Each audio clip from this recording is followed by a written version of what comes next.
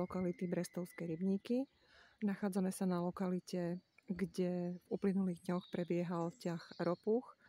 A dnes nám prišli na pomoc žiaci zo základnej školy Jana Švermov z Humenného. Prechádzali sme popri folii, nachádzali sme už len zo pár jedincov ropuchy bradavičnatej, ktoré boli prenesené do rybníka. Podobne sa nám podarilo nájsť aj jedného jedinca kunky žltobruchej. V rybníku sme už pozorovali aj vývojové štádia vo forme vajíčok, ako ropuchy bradavičnatej a skokana hnedého. V okolí sme nachádzali rôzne druhy kvitnúcich rastlín, ktoré sme si určovali. Počasie sme mali zo začiatku daždivé, vyčasilo sa, takže ďakujeme za pomoc. Ahoj.